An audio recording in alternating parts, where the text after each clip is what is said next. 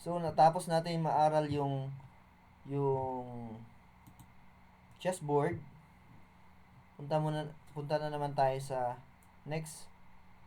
So, the very important na piece ng chess, which is yung king.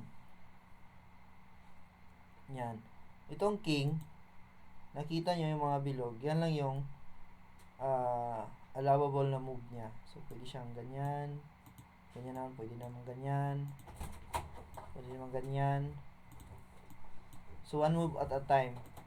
Sa, depende kung saan, pupunta yan. Pwede diagonal, pwede horizontal, at saka pwede naman sa, pwede naman vertical. Ang, niya is one move at a time.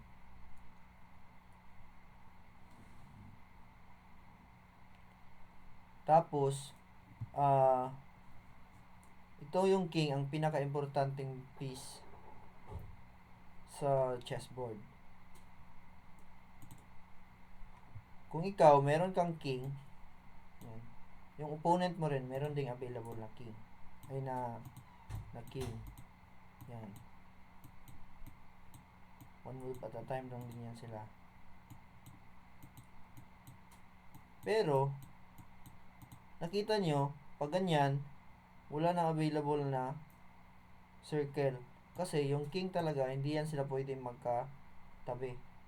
So, dapat may in-between na square sa black na king at saka sa sa white na king. So, hindi yan sila pwedeng magtabi. Right? Oh, hindi yan pwede. Yan, nakaano to. Yan. Pagkatapos, yung goal natin ng chess talaga is to checkmate the king. Ito yung black. Tapos meron tayong extra queen. So, move natin. So, hindi yan siya makapunta dyan or dyan lang. Yung available squares niya is ito, tsaka ito. Yung gagawin niya is i-check natin yung black king na pag naka-check siya, wala na siyang legal move na makakatakas. So, yan. Yan, dyan. Since hindi na siya makapunta dito na siya pupunta. Yan. The king is in check. Tapos wala na siyang legal square na mapuntahan. So dito check din siya dito. Kasi naka yung queen sa kanya. Dito hindi pwede siya makapunta kasi meron ding nakabantay na king.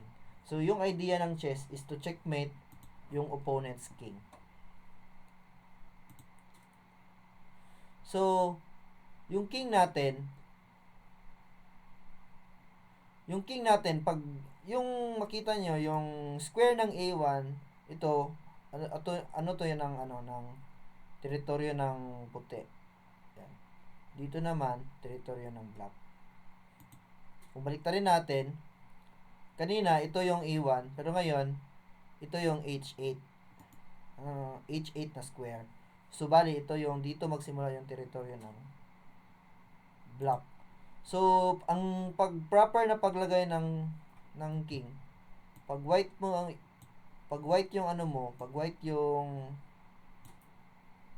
yung king mo, ilalagay mo siya dito sa itim na square. E1. Yan yung lagi yung lagayan ng king. Samantalang yung black naman, ilalagay natin sa white na 5. Basically, yan, magkakaharap talaga yan sila. Okay guys, so na-cover na natin yung chessboard na meron siyang composed of ranks, 8 ranks, at saka 8 files. Yan. Discuss na rin natin yung king, yung movement ng king, at saka yung location ng king.